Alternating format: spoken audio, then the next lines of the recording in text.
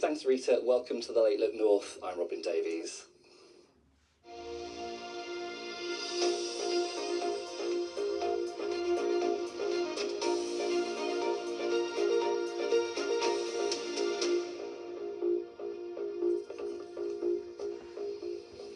Good evening. A Teesside Labour council leader says her party must improve people's lives more quickly or face further big losses in the region. Stockton's Lisa Evans says if nothing changes, Labour councillors in her area will lose their seats.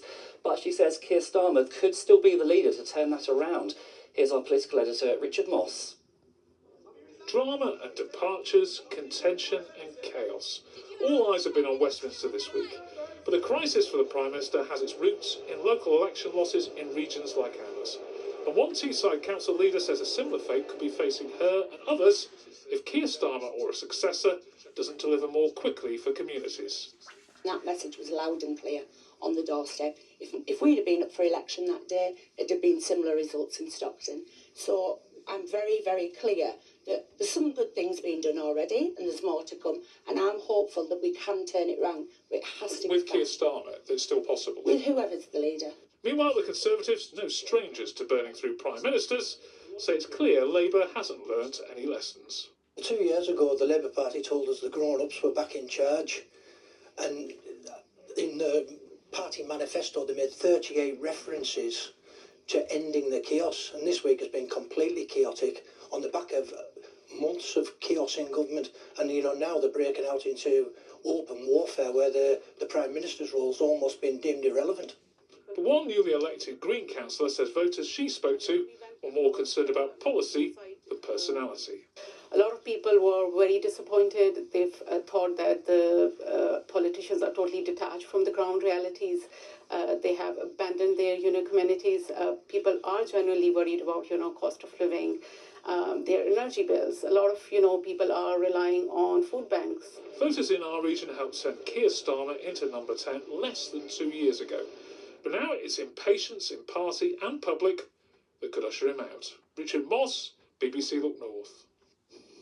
More than 6,000 runners have taken part in events across Sunderland this weekend. This year is the 15th anniversary of the Sunderland City 10K run.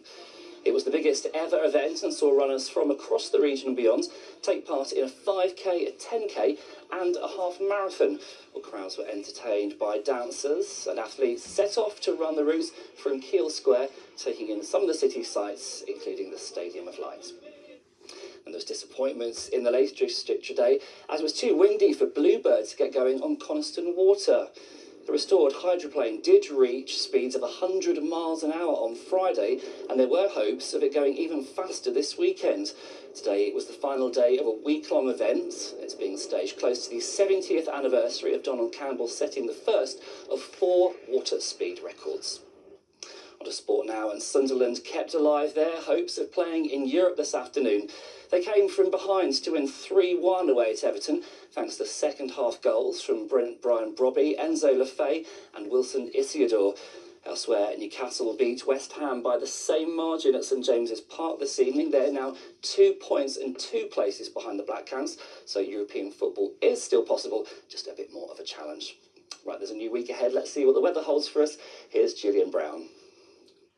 Hello there, good evening. Well, it's been a day of sunshine and showers for many of us, and we've still got some showers on the way tonight. These weather fronts will push in from the west. They're still a little unsettled as we start the new working week, and this is how we're looking for this evening as well. So still some further scattered showers. 1 or 2 of those might still be a little bit heavy in nature as they push through the course of tonight, but some clear sky and those overnight lows between 4 and 7 degrees. So initially some sunshine for those of you further to the east. Across the west though, you'll see more of those showers, and 1 or 2, particularly through the afternoon, as they travel east, could pep up a little bit. Top temperatures likely to be around 14 degrees, and this is how we look for the week ahead. So slightly unsettled to start with, some further showers on the way, and they could be heavy and thundery, but it'll settle down and turn warmer by the end of it.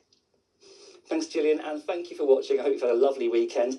There's plenty more on the BBC News app and online, and Richard Thomas is here with updates during BBC Breakfast. Bye-bye for now.